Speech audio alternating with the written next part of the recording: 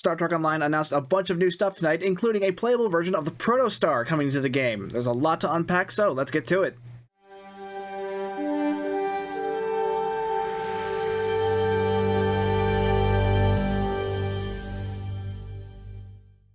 The first thing to talk about is the announcement of Star Trek Online's next season update, Star Trek Online Incursion. This next story update will feature fan-favorite character Kumarke, as well as the return of Captain Harry Kim. This update will also be introducing to Star Trek Online Commander Aaron McDonald from Star Trek Prodigy. This character is both named after and voiced by Dr. Aaron McDonald, who is the current science advisor for the current Star Trek shows. This new story update is going to feature a new episode titled Taken by Surprise. A Borg invasion force emerges from a reality vortex at Starbase 1. These Borg are different, stronger, ruthless, and more aggressive. Starfleet must use their might along with some unexpected help to repel the Borg forces. You can see some Borg in this new artwork for the new season, and you can clearly see these new Borg down here very different from the Borg that we usually see in Star Trek Online. So it's a safe bet that these are these other Borg from a different reality that are coming through this reality vortex. You also may remember at the end of the Terran Gambit arc, which features a Borg cube with a different color scheme, and you can see that red color scheme here on this cube as well, so I guess we're finally meeting these Borg. This also coincides with a recent update that is currently on the live server on Star Trek Online, at least on PC. I don't know if it's on console, but several of the Borg interiors have been slightly revamped to, just be a little bit more Borg looking. You can currently see that on maps like the ground version of Into the Hive. So yeah, that's clearly meant to coincide with this new episode, as well as some of the other content probably going in here.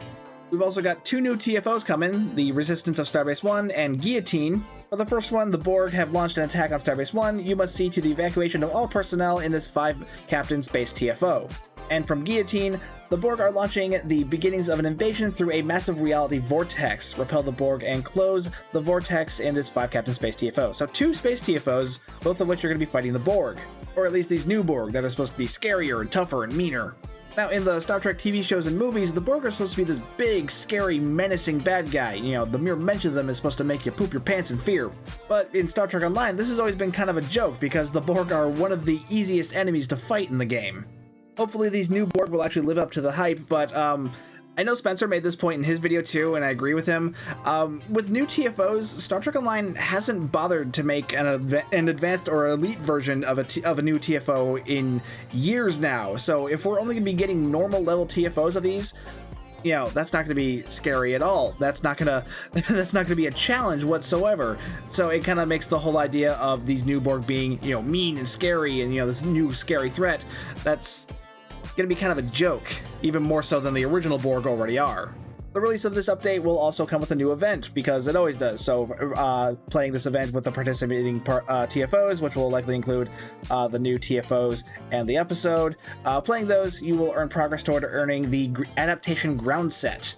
Now, I don't normally do this kind of thing, but Kel did say that this had been announced, despite the fact that I didn't see it in the blog or anywhere else. But he did say this was announced, so I'm going to show this off because while the blog doesn't seem to show any information about the adaptation ground set, this did show up on a loading screen during tonight's live stream. And if you look over here, that looks like an iMod from Star Trek Voyager Elite Force.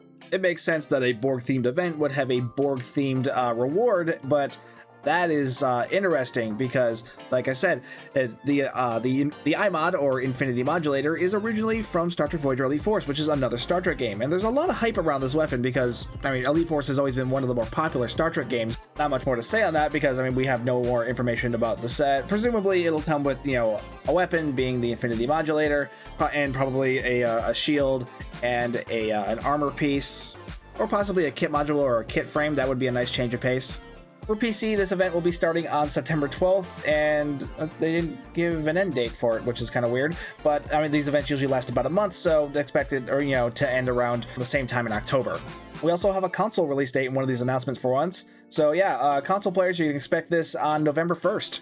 We've also got some new ship news. Apparently, Tier 6X tokens are being upgraded to support what they're calling Tier 6X2.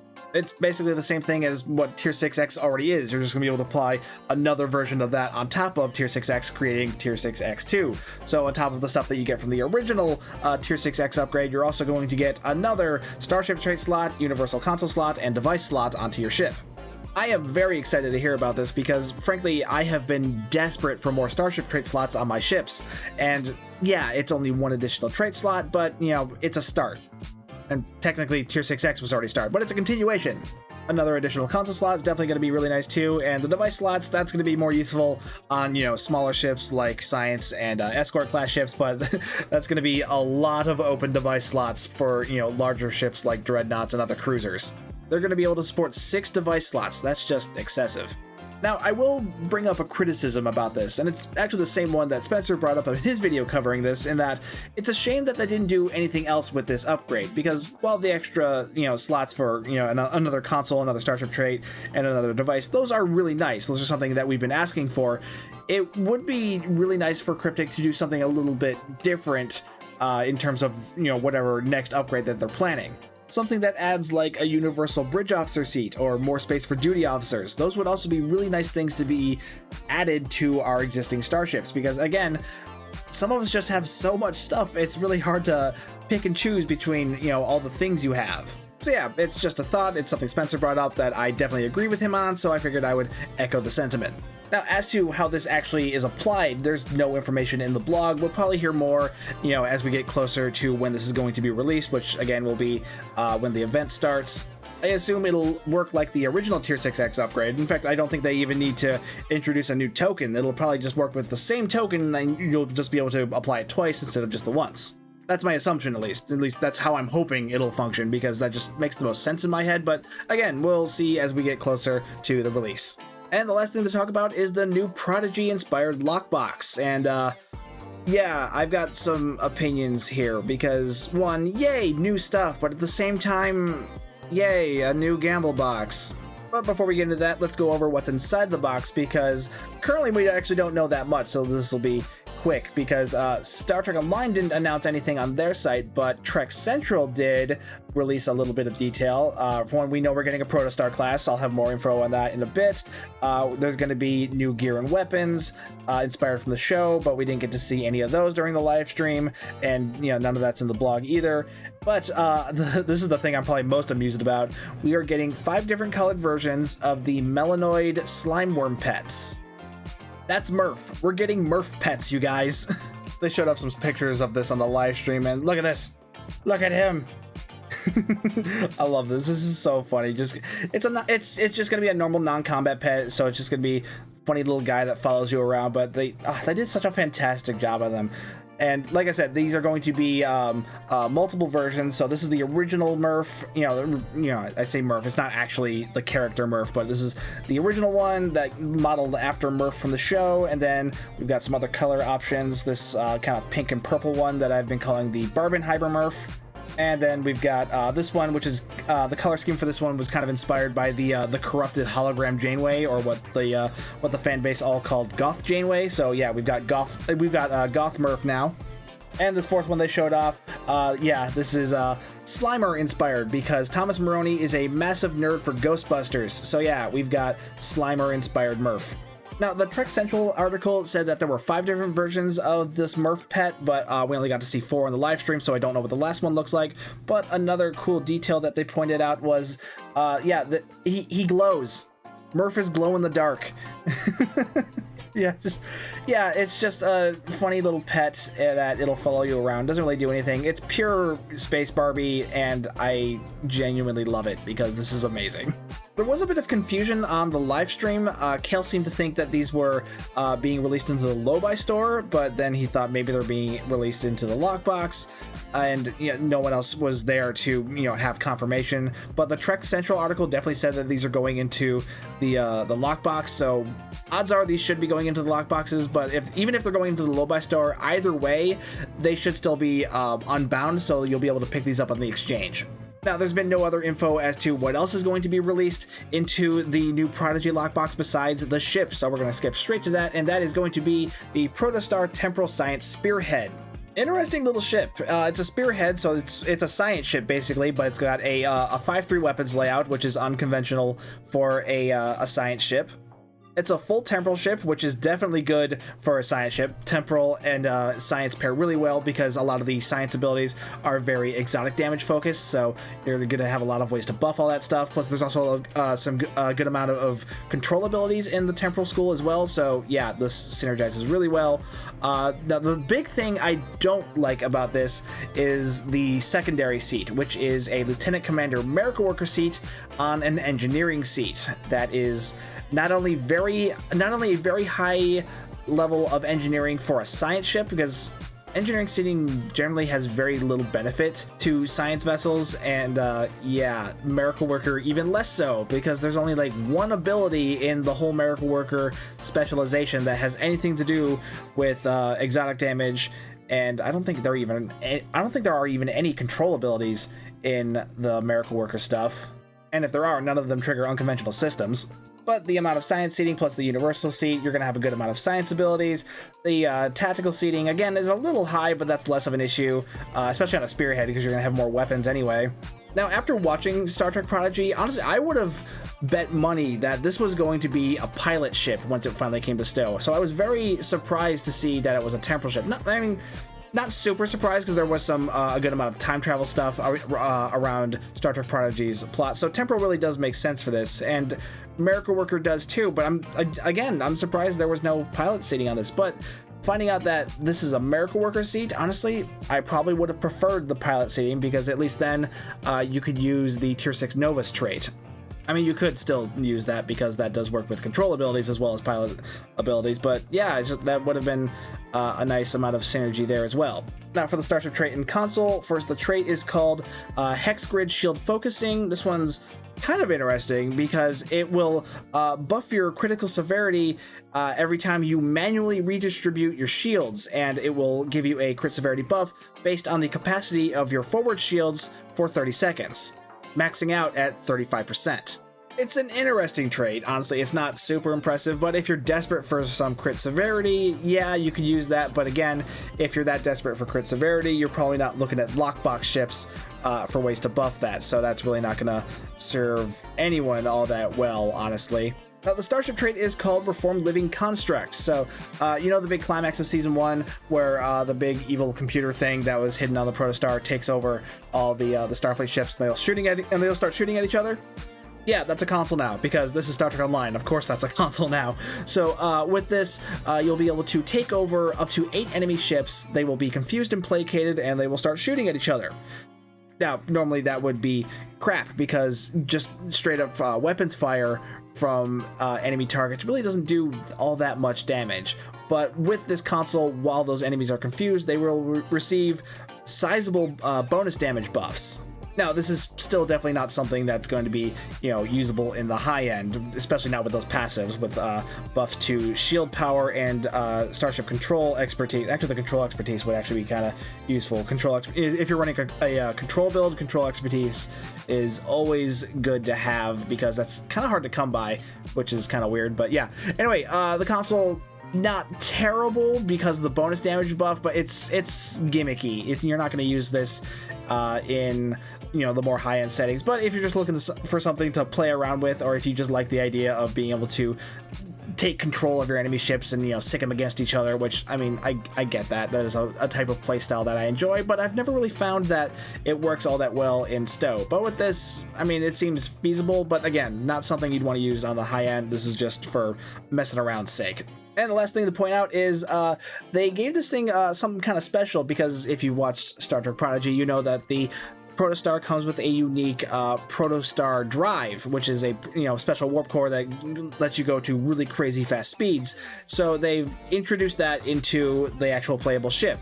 It functions just like a slipstream drive would on any other ship. So you go into sector space and you trigger it, and then you start going really fast. But it's got some unique animations. The ship will change form into the proto drive formation, and you'll get these crazy light effects that are based off of what you see in the show, particularly in like the title sequence. But yeah, it's a neat bit of Space Barbie. It looks cool. I don't know what the stats for the actual drive actually are, like what the speed buffs are.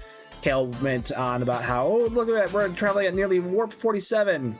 Anyone who actually knows anything about running Tour of the Galaxy runs knows that warp 47 really isn't that fast.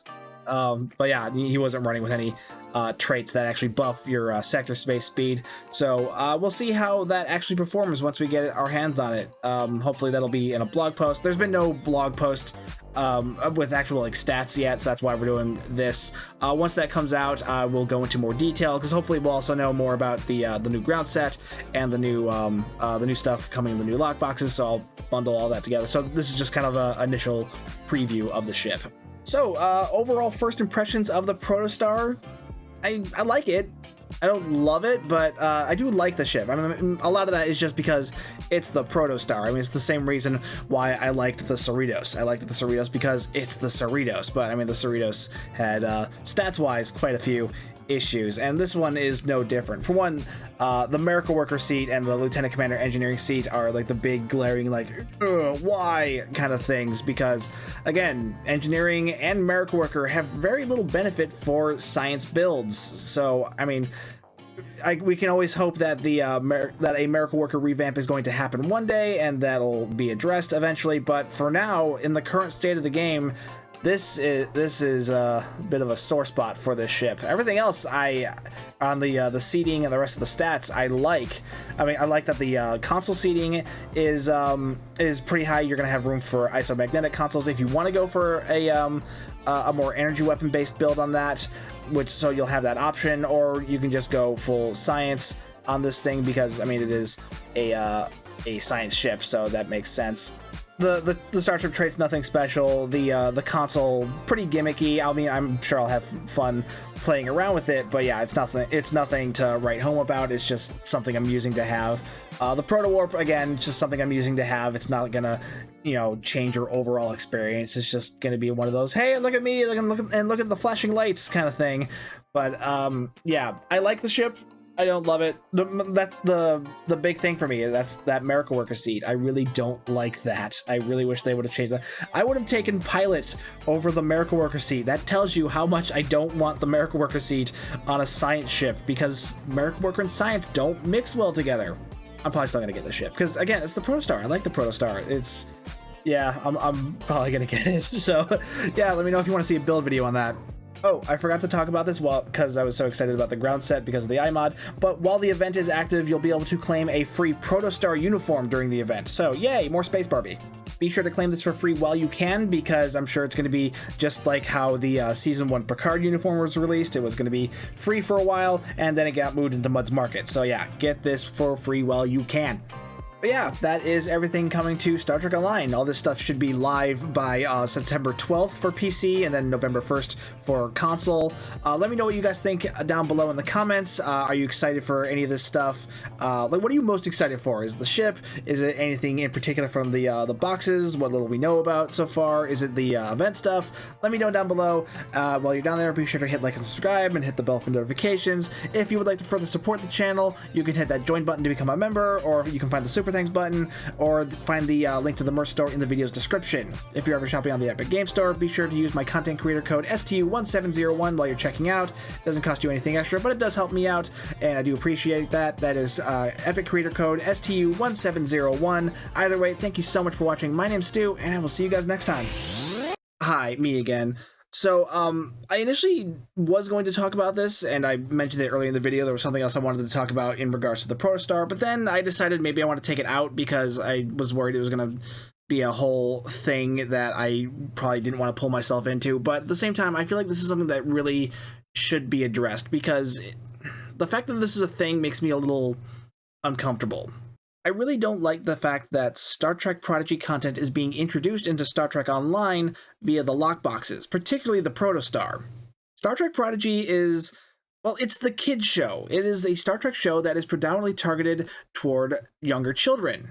So it's not much of a stretch to conclude that any of that Star Trek Prodigy content that is now in stow is going to draw a bit of a younger audience. And it makes me uncomfortable that Star Trek Online is, inadvertently or not, is basically directing kids to the gamble box mechanic, because that's what the lockboxes are. They are a gamble, and regardless of how old they are, Star Trek fans are Star Trek fans. They're gonna want the ship, and the odds of getting that ship are incredibly low. I just feel like the people working at Star Trek Online, they understand the Star Trek legacy. They get how some of this stuff should be presented. So I would think that they would understand why handling Prodigy's legacy in particular should be held with a bit more care, because this is targeted to a much more specific audience than the general, Star Trek franchise. This is targeted to a much younger, more impressionable audience. Another reason I was hesitant to bring this up is because, I already said in the video, I do intend to get this ship eventually. I'm hoping to get it soon, but it might be later. But I'm hoping to get this ship myself, and I feel like, after expressing this, getting the ship for myself makes me feel like kind of a hypocrite.